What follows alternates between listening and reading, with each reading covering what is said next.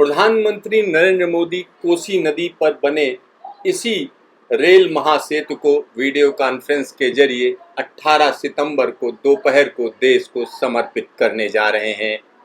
कोसी नदी पर बने रेलवे के महासेतु को उत्तर बिहार के लिए काफी महत्वपूर्ण माना जाता है।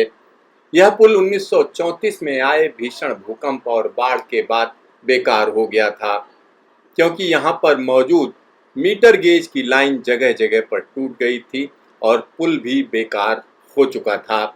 और तब से इस पुल को बनाने की तमाम योजनाएं ही बनती रहीं, लेकिन वास्तव में ये पुल कभी बनाया नहीं गया। और इस पुल की सबसे ज़्यादा आवश्यकता थी।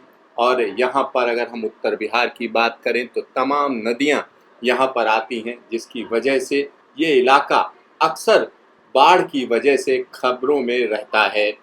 लेकिन इस पुल के बन जाने से अब ये इलाका सीधा सीधा दिल्ली और कोलकाता से जुड़ गया है। यहाँ पर जो आप देख रहे हैं ये हम कह सकते हैं कि रेलवे का ट्रायल है, कि इस पर एक इंजन चला कर देखा गया कि किस तरीके से ये पुल पूरी तरीके से मुफीद है। तो यहाँ पर आप देख सकते हैं बेहतरीन बना हुआ पुल है और इसको देखकर आपको लगेगा वाह, इस इलाके का विकास निश्चित तौर पर हो रहा है।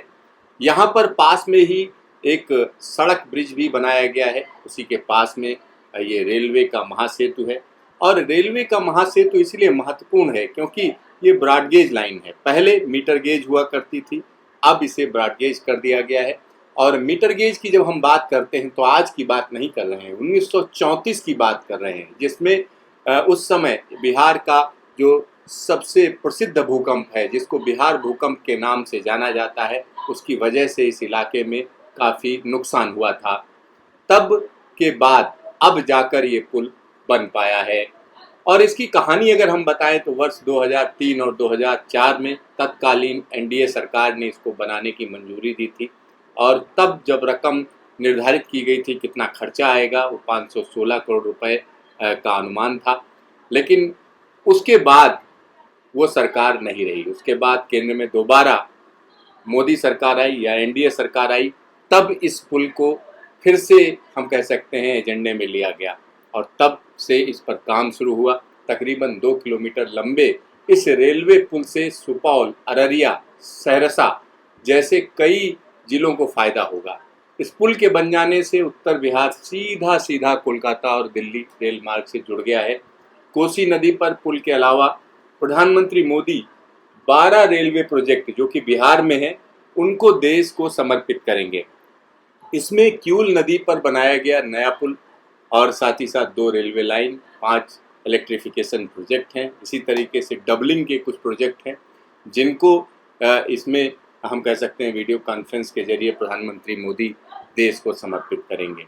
कहीं ना कहीं ये सारे प्रोजेक्ट बिहार इलेक्शन से जोड़कर देखे जा रहे हैं, क्योंकि जिस तरीके की स्थितियां हैं उसमें जो चुनाव है उसमें बीजेपी अपना विकास का एजेंडा सामने लेकर जाना चाहती है। और विकास की जब हम बात करते हैं तो केंद्र सरकार के हाथ में जो है वो रेलवे ही है। और रेलवे जिस इलाके में जाती है, जहाँ पर अपनी बढ़ोतरी करती है, जहाँ के लिए प्रोजेक्ट लाती है, तो वहाँ के लोगों का निश्चित तौर पर फायदा होता है।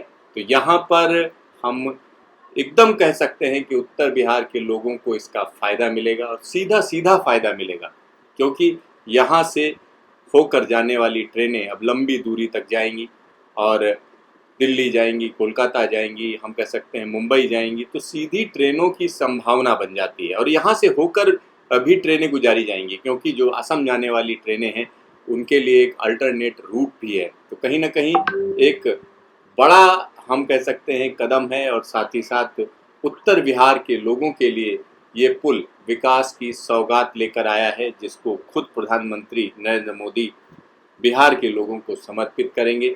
और उनको उम्मीद होगी कि इससे उनका चुनावी फ़ायदा मिलेगा। लेकिन चुनावी फ़ायदा तो दूर की बात है, फिलहाल लोगों को तो सीधा सीधा फ़ायदा ज़रूर मिल रहा है। और ये एक तरीके से हम कह सकते हैं विकास की सौगात है कोसी महासेतु।